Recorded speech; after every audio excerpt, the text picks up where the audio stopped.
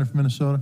Mr. President, I rise today to thank my staff for their wonderful work on the Farm Bill. Hillary Bolia, who is a very smart young woman who's been working with us in Washington, D.C., and then also Dave Frederickson, experienced. He was the former head of the National Farmers Union, who came out of retirement to join my staff in Minnesota. They're quite a pair.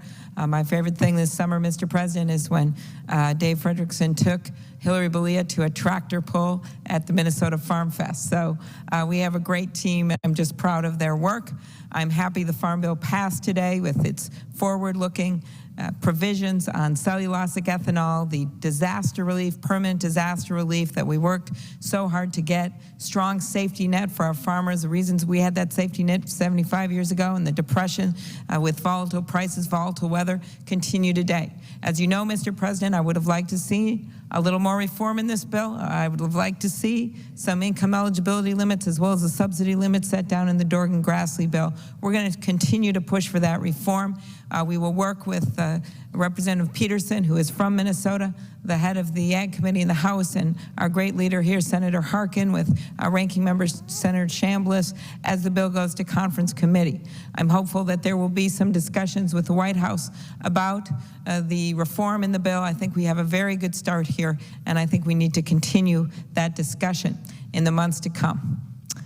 The other thing, Mr. President, I'd like to commend the Senate for passing the energy bill yesterday. I came out of the Commerce Committee. We worked on that gas mileage standard.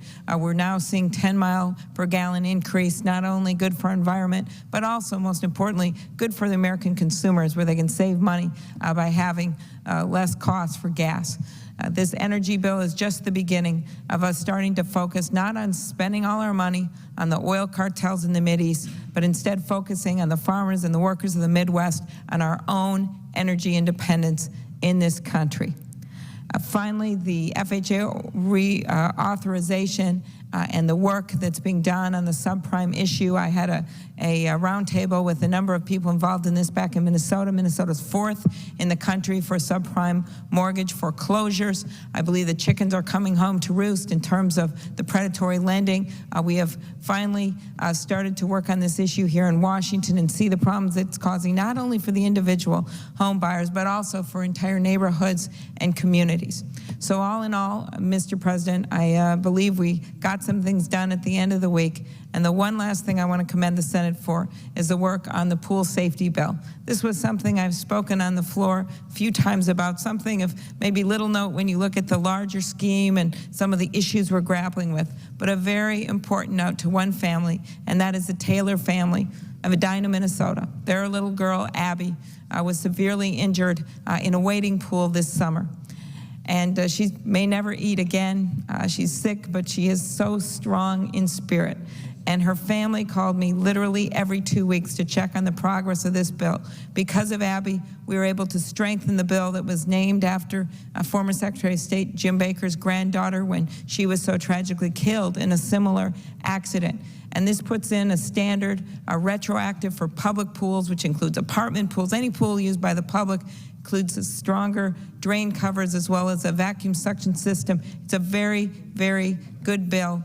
And the House bill is similar. I have every intention that we're going to get this thing done. I want to thank Senator Pryor for his work on this bill. We were able to work with Senator Stevens and others to get this done on a bipartisan basis in the United States Senate. And one of the proudest moments I've had in my year here was when I was able to call Scott Taylor last night at about 9 p.m. from the Senate floor and tell him that that bill had passed.